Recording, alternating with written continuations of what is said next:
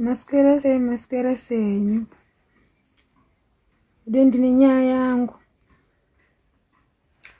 Nezuro ndakati regai ndimboshanyira side chick ye murume wangu. Since vane makore vanyanya kundishungurudza. Even kana nevana avachati gai ndini ndinoita sei. Chinangwa changu changa chiri chekuti ndiende notaurana navo. Ndopanga paine chinangwa changu kuti ndaenda kwasa ndanotaurana navo. Saka semunhu wenyama ndakasvika kuya nehasha ndinenge ndavaona. Ndakaratidzwawo pamba pane shamwari yangu. Vedu weka kutaurwa hunyimwa sembare dzekumusana. Ndakasvika ndakarakashwa kuti zvokutamba zviya. Izvezvi ndakatorara ndisikana kumuka. Ndakarakashwa zvansana ndakamboona. Sauro wangu wandanga ndaenda nayo ndaitarisira kuti achandibatsirawo. Haana kana chaakaita akazongonditi andekumba. Ndakarakashwa musana wese uyu. Musoro wese uyu. Ndakashaya hangu chandanga ndaendera. Vedu weka.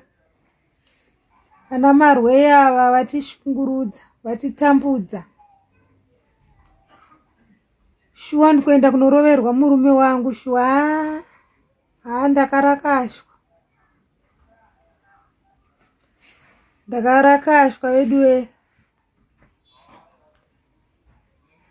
Kunyangwe ndozogara zvangu.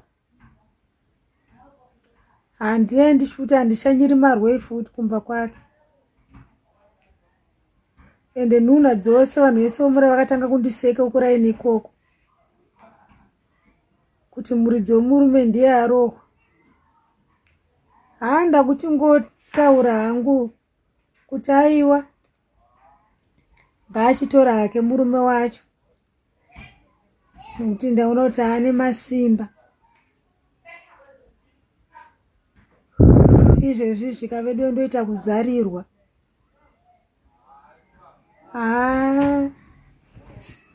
Zvakaoma. Amai vanorova ivavo ndakagarirwa nechepamachesta pamatundu ndapa. Izvezvi kana kumuka handikwanisi ndangogara ndakavata. Ndakugara ndakavata ndaifungidzirwa kuti ndikasvika kumba murume acha. Sorry mukadzi wangu. But ndakatozoona message yoyanza nhasi wariwidzira zvemudhamu warigona. Ndopandakaziva kuti shuwaka pasi pana hakuna munhu wemunhu usavimbe nemunhu. Blessing Shumba akaimba paya akati usavimbe nemunhu. Ndakazvionera.